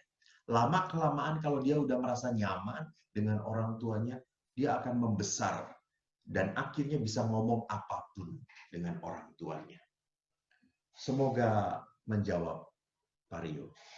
Ya, yang berikut pertanyaan kedua. Pak Rio, sebentar. Ya. Saya bukan Tuhan Allah ya. Kalau ada yang salah, ada yang mau sharing juga beri kesempatan yang lain. Saya jadi kalau ada yang mau sharing siap, silakan. Ya betul. Ya. Yang kedua, Pastor, bagaimana menanggapi pernyataan anak yang tidak percaya agama, tetapi dia tetap percaya adanya Tuhan. Dan pergi ke gereja, dia merasa tidak bermanfaat. Ya, saya tadi lupa. Karena saya merasa terlalu panjang makalah saya. Ada poin keempat sebetulnya. Jadi mengasihi, mutiara. Lalu yang poin keempat adalah apa? Dialog dengan anak. Jadi kalau anak tidak percaya kepada agama, it's okay. Mungkin dia melihat bahwa agama yang ada itu menjadi bahan pertentangan, menjadi bahan pertikaian, ya bisa terjadi toh. Kita bisa melihat bagaimana Katolik dengan Kristen saling menghina zaman dulu saling menghabisi Muslim, Buddha, Hindu. Jadi realitas-realitas semacam ini membuat anak semakin meragukan dan tanda tanya dengan agama. Betul. Nah, lalu akhirnya kalau anak ragu-ragu dengan agama, tentunya forma bentuk-bentuk keagamaan gereja menjadi anti. Nah, kalau anak ini masih masih bisa diajak dialog gitu, tentunya kita harus tetap menghantar mereka, tetap gitu. Jadi jangan pernah lupa, batu keras hanya bisa dihancurkan lewat ombak yang terus-menerus menyapu. Jadi konsisten, ngomong dengan anak, pertanyakan. Lalu akhirnya ya ditanyakan, kalau kamu nggak percaya agama, sekarang kamu percaya kepada Tuhan, bagaimana kamu berkomunikasi dengan Tuhan? Bagaimana caranya kamu berkomunikasi dengan Tuhan? Kamu menyebut Tuhan siapa? Lalu apa gunanya kamu dekat dengan Tuhan? Apa buah-buahnya kedekatan kamu dengan Tuhan? Jadi bagaimana ekspresi kamu mengungkapkan, memuji, dan menyembah Tuhan? Jadi, Tuhan itu seperti apa? Nah, jadi dialog seperti ini membuat anak semakin terbuka. Jadi kita harus ingin tahu kenapa anak seperti itu. Ingin tahu. Jadi kita baru mengerti, oh anak ini rupanya konsep agama jelek muncul karena apa? Karena terluka oleh realitas-realitas yang ada. Dan tentunya karena kalau sulit banget, itu tadi penting sekali apa yang di-sharingkan oleh Ibu Siska dan Bapak Agus, anak itu harus punya komunitas. Komunitas. Jadi kalau komunitasnya adalah komunitasnya di dalam komunitas yang seiman, saya yakin lebih jos kalau teman dia yang memberitahu daripada orang tuanya. Maka sama kalau Anda juga panik tentang anak Anda dengan pacarnya, jangan ngomong Anda langsung kepada anak Anda, lewat pacarnya. Manfaatkan pacarnya. Justru dengan memanfaatkan orang-orang yang dekat dengan anak ini, bisa kena daripada diri kita sendiri. Bapak Rio, terima kasih sharing saya. Terima kasih, Pastor. Ya. Sebelum saya bacain pertanyaan yang ketiga, jadi kalau ada peserta yang mau memberikan pendapat atau sharing, bisa put your hands on chat, nanti bisa saya panggil. Jadi taruh aja namanya di chat, nanti saya panggil. Pertanyaan berikut yang ketiga, Pastor.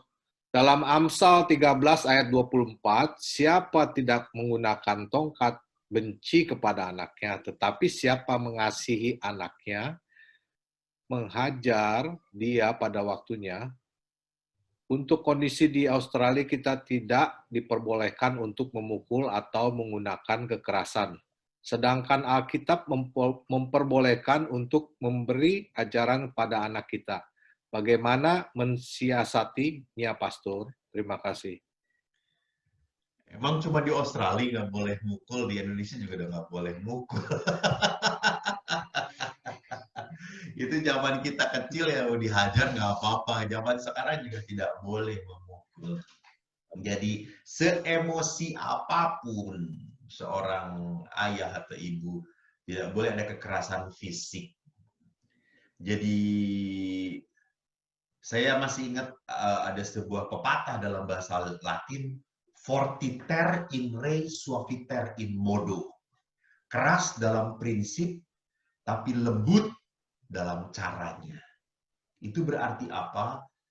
Kalau kita mau mendidik anak, jadi karena ini mengutip kitab Amsal, ingat tongkat. Jadi kalau ini kan kitab ini lihat konteksnya adalah konteks gembala. Jadi gembala itu selalu memakai tongkat kemanapun. Jadi tongkat itu yang paling utama di dalam penggembalaan itu adalah apa? Tugasnya untuk direction tongkat itu. Menunjukkan kepada domba-dombanya untuk jalan kemana. Dan tongkat ini dipakai untuk memukul serigala yang mau mengganggu domba-dombanya. Itu konteksnya. Tapi di sini menghajar, I think saya lupa ya. Saya kemarin mempersiapkan tentang kitab Amsal ini. Rasanya bukan fisik yang mau dikatakan. Jadi hukuman itu kan tidak terlalu tidak harus fisik. Misalnya hukuman mengambil sesuatu yang membuat anak ini senang. Misalnya handphonenya, kita ambil. Itu kan membuat dia tersiksa, karena dia butuh handphone. Gitu ya. Kan? Atau uang sakunya kita kurangi, tidak beri, diberi. Gitu. Jadi hukuman-hukuman itu harus, sekali lagi tidak fisik, tetapi harus membuat anak ini menjadi jera. Jadi sesuatu yang membuat dia senang kita batasi. Kita batasi, itu lebih edukatif, lebih mendidik. Jadi dia tahu. Jadi kalau kamu salah lagi, maaf, papa akan menghentikan ngasih uang 1 bulan. Itu kan jelas.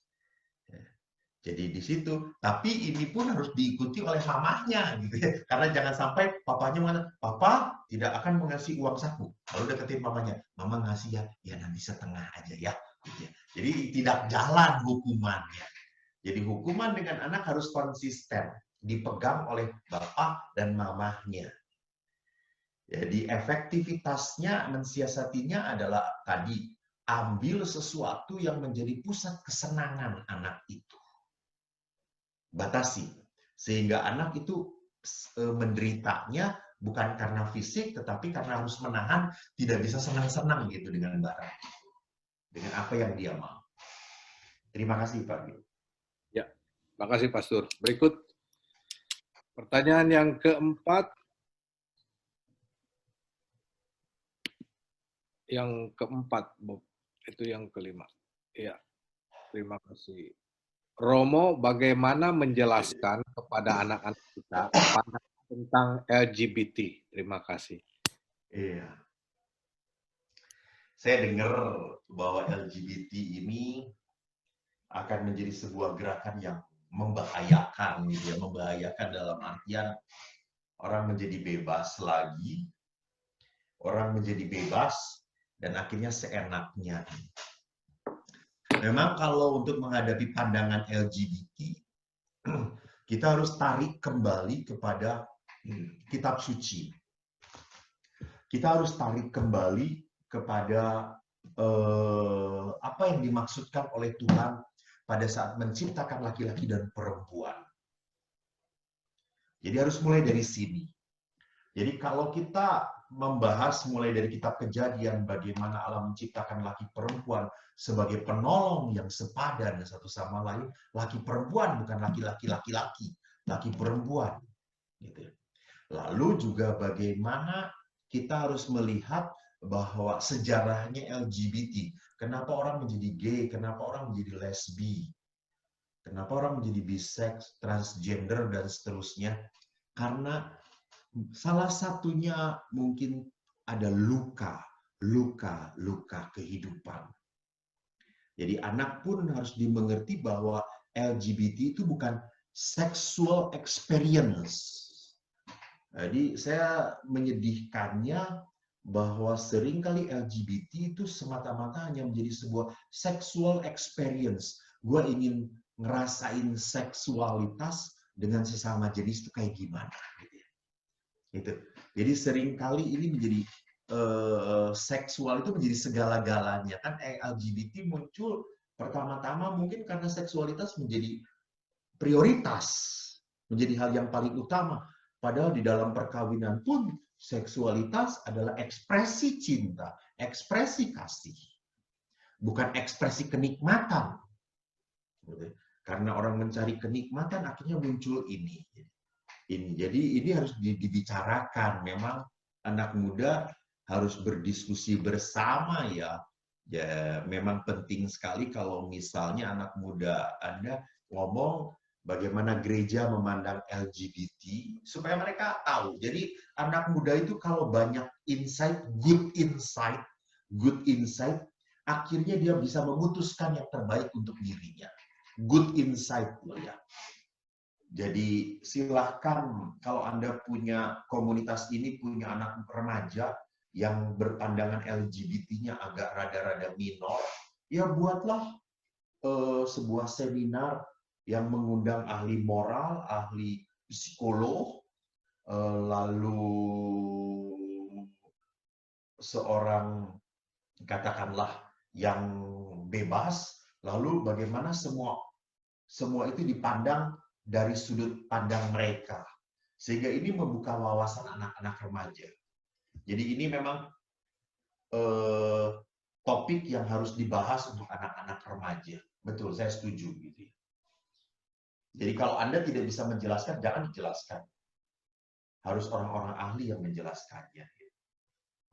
Terima kasih, Pak Rio. Ya, terima kasih. Yang kelima, Romo, bagaimana membuat anak yang agnostik menjadi beriman Katolik? Anaknya seumur berapa ya? Kalau udah agnostik ini anaknya sudah umur berapa ini? Apakah anaknya sudah dewasa? Mungkin remaja kali ya. Ya, jadi kalau remaja itu memang kan dalam dunia pendidikan kan the golden age itu kan usia 5 tahun. Kalau sudah remaja, itu tadi, kembali lagi kepada tadi, pacing dulu, jangan leading. Jadi jangan nyuruh-nyuruh anak, kalau Anda tidak punya bounding yang kuat dengan anak Anda, perintah Anda akan dicuekin. Tapi kalau Anda punya bounding yang kuat dengan anak Anda ngomong apapun, anak Anda akan ngikutin. Jadi bounding dulu. Jadi sekarang kalau gini, kalau mau berhubungan dengan anak, lalu terlalu melihat anak kayak gini, anak kayak gini, anak kayak ini, menjadi susah kita. Karena kita melihat trouble-trouble, masalah-masalah. Jadi jangan melihat masalah-masalah dulu. Harus apa dulu? Harus ada bounding dulu, kasih dulu. Baru kalau anak punya rasa kasih, aman dan nyaman, anak tidak akan punya banyak masalah. Jadi ini yang dikedepankan adalah masalahnya dahulu. Gitu. Bagaimana menjelaskan, anak nggak akan mendengarkan kalau orang tuanya sekali lagi bukan orang tua yang membuat dia merasa nyaman. Tidak ada ikatan yang kuat. Kalau ada ikatan yang kuat, anak ini rasanya akan mudah sekali berkomunikasi. Ada komunikasi kasih akhirnya. Jadi bagaimana supaya beriman Katolik? Komunikasi kasih dulu yang harus dikedepankan. Terima kasih, Pak. Terima kasih. Pak, sudah jam 6, Pak. Iya. Pertanyaan yang masuk ada 11 kira-kira. Jadi mau dibatasin. Mau dibatasin Ya, berapa? Satu lagi. Satu lagi. Oke, yang ini pertanyaan ke-8 ya. Maaf yang sebelumnya, maaf yang lain yang pertanyaannya tidak bisa terjawab sama Pastor, nanti di lain kesempatan kita bisa bahas lagi pertanyaan-pertanyaan. Mengingat Pasturnya mungkin sudah terlalu lelah nih, udah kelamaan. Pinter Mario, tahu aja. Romo, untuk mendidik anak, tadi dikatakan bahwa masing-masing anak punya mutiara sendiri-sendiri. Hal ini membuat cara mendidik anak berbeda-beda. Satu bisa dengan lembut, satu harus keras, dan satu lagi harus super keras. Nah, apabila demikian, bagaimana caranya supaya anak tidak merasa dibedakan dan dipilih kasih oleh orang tuanya? Terima kasih, Romo. Di dalam dunia pendidikan anak, perasaan anak dibedakan, dipilih kasih oleh orang tua selalu muncul. Ini maaf ya, saya bukan ahli pendidikan anak. Saya 25 tahun di rumah retret. Dan konsultasi yang banyak muncul dari anak-anak adalah kata-kata ini. Orang tua saya selalu membeda-bedakan, orang tua saya selalu pilih kasih, dia lebih senang itu gitu ya. Kenapa? Karena orang tua selalu bercerita, mungkin maksudnya sih memotivasi gitu ya. Maksudnya sih memotivasi anaknya supaya lebih maju, memotivasi anaknya supaya lebih baik. Akhirnya cerita tentang orang lain. Padahal anak ini ingin melihat progres apa yang sudah dia lakukan.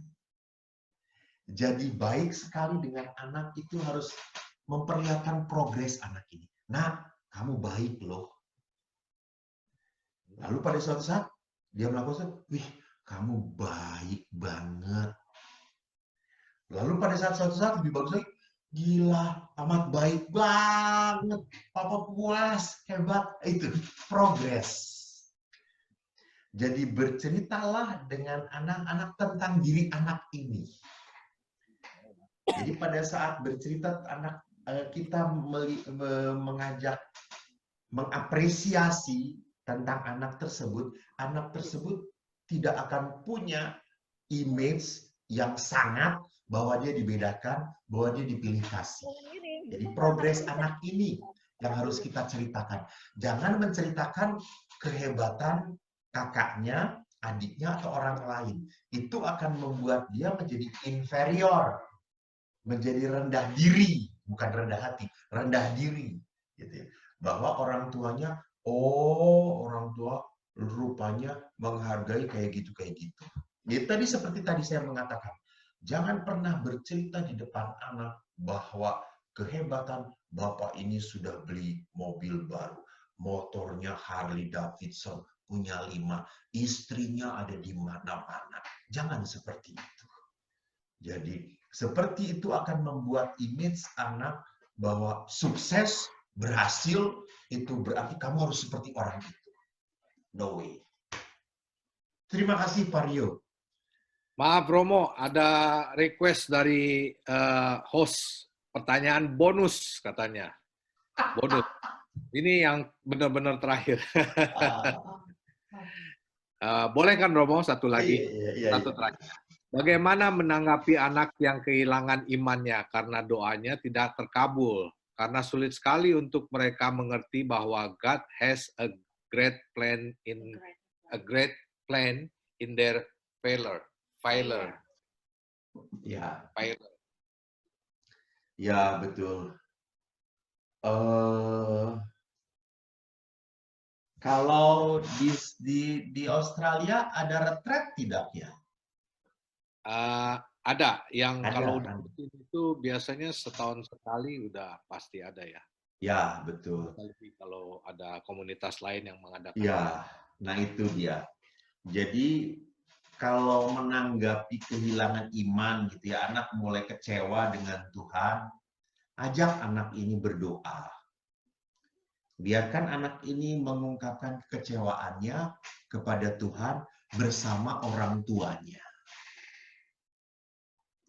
Jadi yang sering kali jarang dilakukan adalah doa bersama. Jadi pada saat doa bersama, biarkan anak ini mengungkapkan kekecewaannya kepada Tuhan bersama orang tuanya, nggak apa-apa. Baru doa orang tuanya adalah memohon Tuhan, kuatkan iman anakku. Aku sebagai orang tuanya pun sedih bahwa dia sudah begitu percaya padamu. Tetapi bahwa dia tidak menerima apa yang dia harapkan, betul-betul dia kecewa, dia putus asa. Setuju saya, God has a greater plan in their failure, benar. Tetapi kan yang menjadi masalah adalah saat ini dia sedang terluka. Jadi kalau saat ini dia sedang terluka, temani perasaan terlukanya dia. Temani perasaan kecewanya dia. Jadi bukan dihibur dengan mengatakan Tuhan itu punya rencana panjang untuk hidup kamu, tahu nggak? Ini tuh kegagalan tuh hanya setitik dari berkat Tuhan. Ngerti, anak Anda ngerti pisan, ngerti banget. Tetapi di saat itu anak Anda sedang kecewa. Temani. Ajak doa bersama. Yuk kita berdoa. Kita ngomong pada Tuhan. Dede kecewa, Koko kecewa, ayo dengan Papa. Kita berdoa. Kita kecewa kepada Tuhan. Kita ungkapkan kekecewaan. Jadi di sini anak merasa bahwa di dalam kecewaan, doa orang tuanya meneguhkan dia. Meneguhkan dia. Kata-kata orang tuanya akan menguatkan dia. Terima kasih, Pak Rio. Terima kasih sekali, Romo Eko. Mohon maaf untuk pertanyaan-pertanyaan yang belum bisa terjawabkan. Mungkin di lain kesempatan kita ada waktu untuk bertemu lagi dengan Romo Eko dan memberikan pengajaran yang lain lagi. Terima kasih Romo Eko atas waktunya dan kesempatan yang Romo berikan untuk komunitas kami, terutama juga untuk teman-teman yang ada di Indonesia semuanya. Semoga pengajaran Romo Eko berguna untuk kehidupan keluarga kita. Mudah-mudahan kita bisa bertemu di lain waktu. Untuk itu saya minta dengan sangat Romo Eko untuk doa penutup. Terima kasih Romo. Ya. Bapak Ibu yang terkasih, kita adalah umat-Nya Tuhan. Anda dipersatukan di dalam perkawinan karena kehendak Allah, karena rancangan Allah. Perkawinan Anda diberkati dengan putra-putri, itu adalah anugerah, pemberian, hadiah dari Tuhan. Maka mari kita satukan hati kita. Secara khusus saya ingin berdoa untuk keluarga Anda dan anak-anak Anda. Marilah kita berdoa. Ya Tuhan, Engkau Allah yang patut kami puji, kami sembah. Rancangan-Mu begitu indah. Pertolongan-Mu begitu ajaib. Cinta-Mu tak pernah berhenti bagi kami, anak-anak-Mu. Kami bersyukur bahwa kami telah Kau persatukan di dalam keluarga bersama pasangan kami. Kadang ada tawa, kadang ada tangis, kadang ada canda, kadang ada luka. Itulah kehidupan perkawinan kami. Tuhan, Kau telah menolong kami untuk kami setia, menyayangi, mencintai, dan menerima keterbatasan dan ketidaksempurnaan keluarga kami. Kami percaya bersama-Mu Engkau akan menyempurnakan keluarga kami. Engkau akan membentuk keluarga kami. Engkau akan menolong keluarga kami. Maka Bapa yang baik, curahkanlah cinta-Mu atas hati anak-anak-Mu ini. Perbaharuilah kasih, cinta di dalam hati mereka. Dan secara khusus kami ingin berdoa bagi putra-putri mereka. Jauhkanlah putra-putri mereka dari mara bahaya. Jauhkanlah putra-putri mereka dari kehilangan iman dan cinta mereka padamu. Semoga Kau jauhkan mereka juga dari godaan roh jahat. Dan Tuhan, jauhkanlah keluarga anak-Mu ini dari segala penyakit. Kami percaya tangan-Mu terentang untuk mereka. Biarkanlah rejeki senantiasa tercurah atas keluarga mereka. Sehingga tidak ada satu anak pun yang hadir di sini hidupnya berkekurangan. Tuhan, berkat-Mu senantiasa melimpah atas keluarga anak-anak-Mu. Dalam nama Bapa dan Putera dan Roh Kudus. Amin. Tuhan memberkati. Terima kasih. Shalom. Terima kasih, Pastor. Thank you, Bapak. Thank you sama-sama. Thank you semuanya. Ya, Romo. Berkati. Thank you, Romo. Thank you ya. Lia, Bob, thank you Bob. Thank you, sama-sama. Bu Kristi, thank you. Sama sampai ketemu. Sama-sama Romo, sampai ketemu di sini. Oke. Oke semuanya, bye-bye. Bye. Thank you semua.